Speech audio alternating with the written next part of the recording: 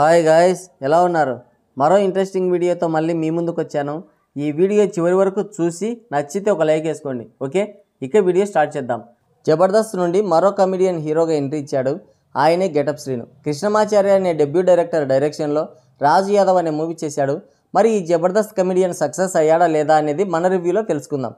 ముందుగా స్టోరీ విషయానికి వస్తే, ఇది మహబూబ్ నగర్లో జరిగిన యథార్థ సంఘటన ఆధారంగా తీశారంట. రాజు డిగ్రీ ఫెయిల్ అయి ఊర్లో గాలికి తిరుగుతుంటాడు. ఒకరోజు ఫ్రెండ్స్తో కలిసి క్రికెట్ ఆడుతుంటే కార్క్ బాల్ మొహానికి తగిలి షేపులు మారిపోతాయి. దగ్గరలోని ఆర్ఎంపీ డాక్టర్ దగ్గరికి తీసుకెళ్తే ఆయన కుట్లు వేసి వైద్యం చేస్తాడు. అయితే ఆ వైద్యం వికటించి రాజు మొహం నవ్వుతున్నట్లుగా ఉండిపోతుంది. దానివల్ల నానా ఇబ్బందులు పడుతుంటాడు. అతని మొహాన్ని చూసి అందరూ ఎగతాళి చేస్తుంటారు.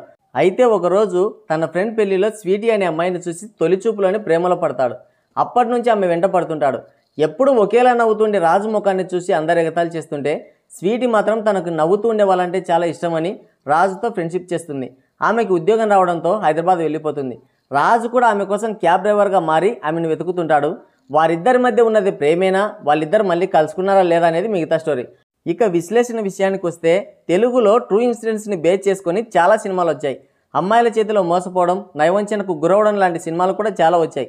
RX100, బేబీ, ఈ సినిమా లాంటిదే ఈ రాజు యాదవ్ కూడా. అయితే బలమైన emotions and engaging screen play miss అయింది ఈ సినిమాలో. ఇది నిజంగా జరిగిన యథార్థ కథ ఉండొచ్చు, కానీ కథ పరంగా చూస్తే స్వీటీని ఎందుకు అంతలా ఇష్టపడతాడు అనే దానికి సమాధానం ఉండదు. ఆమె కోసం ఎందుకంత పిచ్చోడైపోతాడో కూడా మనకు అర్థం కాదు.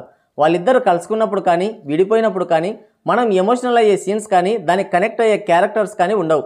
నెక్స్ట్ ఏం జరుగుతుందన్న క్యూరియాసిటీ కూడా లేకుండా అన్నీ ముందుగానే మనకు రివీల్ అయిపోతుంటాయి.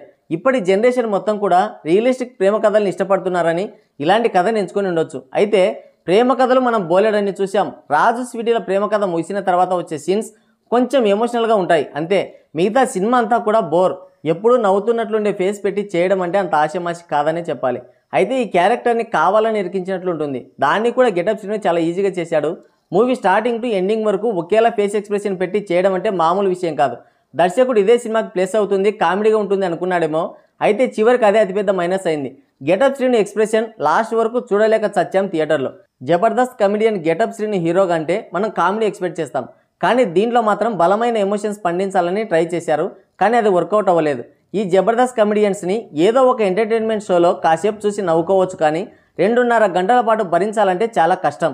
ఇక హీరోయిన్ అంకిత బాగానే చేసింది. ముఖ్యంగా బోల్డ్ సీన్స్లో రచ్చలేపింది.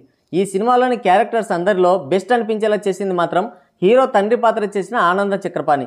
క్లైమాక్స్లో అయితే ఏడిపించేశాడు. కొడుకు భవిష్యత్తు బాగుండాలని తపన పడే బరువైన తండ్రి పాత్రలో ఇరగదీశాడనే చెప్పాలి. ఓవరాల్గా మూవీ ఎలా ఉందంటే, రాజు యాదవ్ ముఖంలో ఉన్న నవ్వు థియేటర్లో కూర్చున్న మన ముఖం మీద ఉండదు. యథార్థ సంఘటనల్ని బేస్ చేసుకుని తీశారు, కానీ అనవసరమైన చెత్తను చెడిచి బోర్ కొట్టించారు. సో ఇది వీడియో. మరోసారి మరో ఇంట్రెస్టింగ్ వీడియోతో మళ్ళీ కలుద్దాం. Thank you, take care, bye bye.